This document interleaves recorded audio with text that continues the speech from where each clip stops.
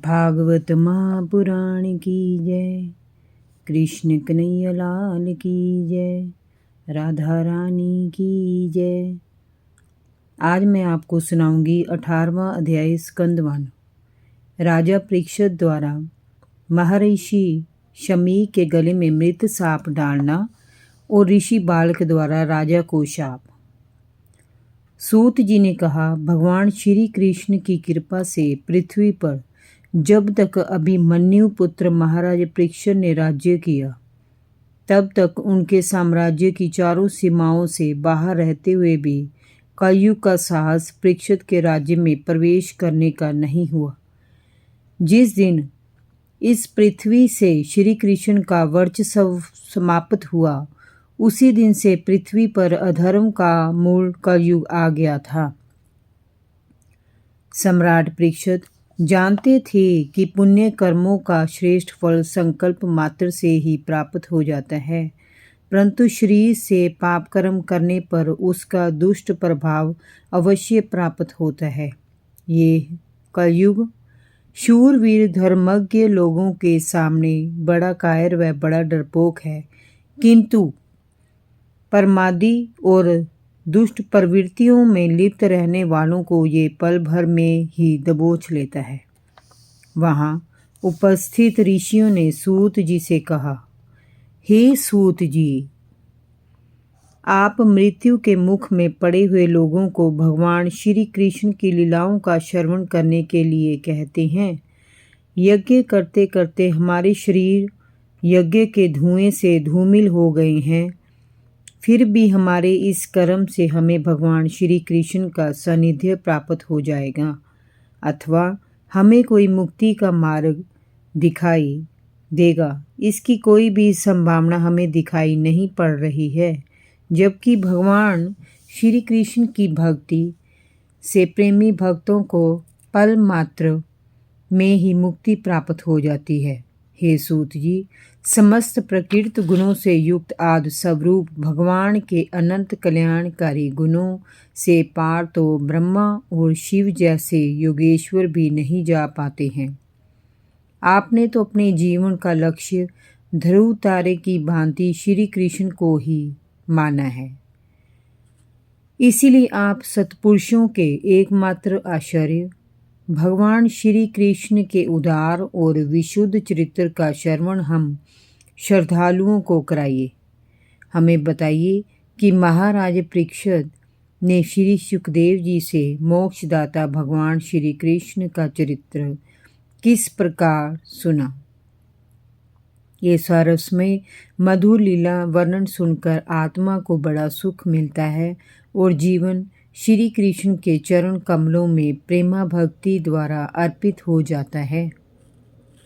सूत जी बोले, हे ऋषिवर, आज हमारा जीवन सफल हो गया, क्योंकि आप जैसे महात्माओं की संगति और संवाद से नीच कुल में उत्पन्न होने पर भी समस्त हीन भावनाओं का दमन हो जाता है। फिर उन लोगों की तो बात ही क्या है जो सदैव सत्पुरुषों के एकमात्र आश्रय भगवान श्री कृष्ण का नाम जपते हैं। भगवान की शक्ति अनंत है, क्योंकि वे समवे अनंत हैं, उनके गुणों की कोई थाह नहीं है।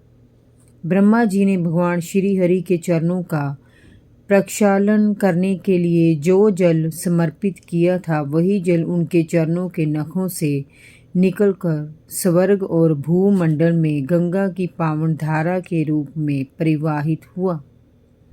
हे सूर्य के समान प्रकाशवान महात्माओं, आप लोगों ने जो कुछ मुझसे पूछा है वह मैं अपनी समझ के अनुसार आपको सुनाता हूँ। जैसे पक्षी आकाश में अपनी अपनी शक्ति के अनुसार आकाश में उड़ते हैं, उसी प्रकार विद्वान लोग अपनी अपनी बुद्धि के अनुसार श्री कृष्ण की लीलाओं का वर्णन करते हैं। एक दिन राजा परीक्षित वन में आखेट के लिए गया। हरिणों के पीछे दौड़ते दौड़ते वह थक गया।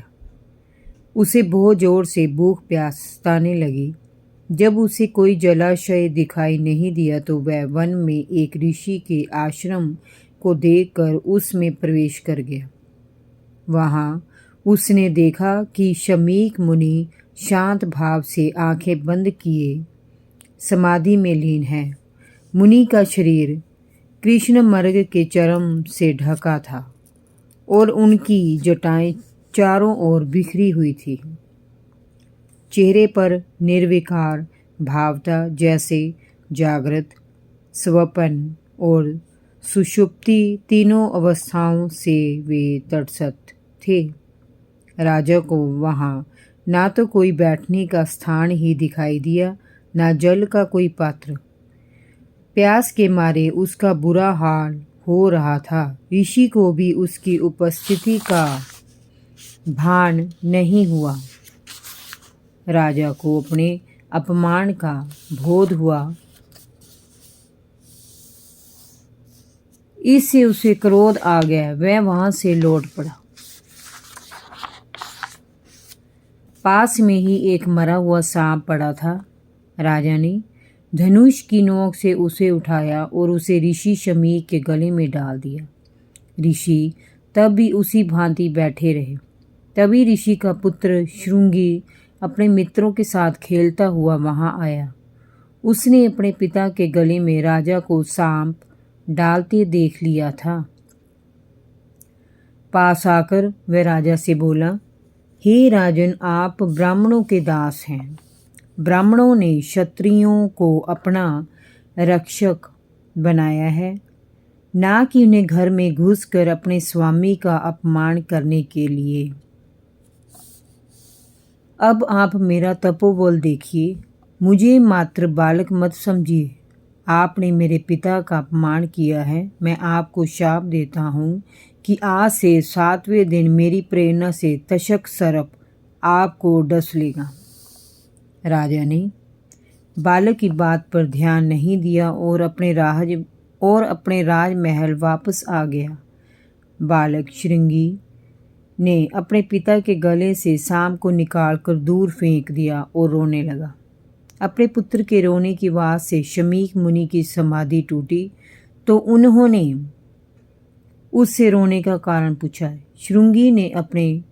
श्रृंगी ने पिता को राजा परीक्षित द्वारा किए पापाचार के विषय में बताया और अपने द्वारा उसे शाप देने की बात भी बता दी। ब्रह्मा ऋषि शमीक ने पुत्र द्वारा राजा को दिए गए शाप की बात सुनी तो अपने पुत्र को डांटा। मूर्ख बालक, तूने ये क्या कर दिया? राजा की जरा सी गलती के लिए तूने इतना बड़ा शाप दे दिया। तुझे भगवत स्वरूप राजा को साधारण मनुष्य नहीं समझना चाहिए था। राजा अपने देश से ही निर्भय होकर प्रजा की रक्षा और पालन करता है। राजा के ना रहने पर चोर डाकुओं का दबदबा पृथ्वी पर चढ़ जाएगा। पापी लोगों को दंड का भय नहीं रहेगा। पशुओं और स्त्रियों को लुटेरे अपहरण करके ले जाएंगे। जरा जरा सी बात पर समाज में लोग मारपीट करने लगेंगे।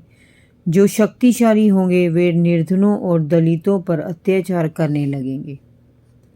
पुत्र, सम्राट परीक्षित ने कितने ही अश्वमेध यज्ञ किए हैं। वह धर्मात्मा राजा है। ब्राह्मणों को उसने प्रचुर दान दिया है। उसी के कारण हम सुरक्षित हैं।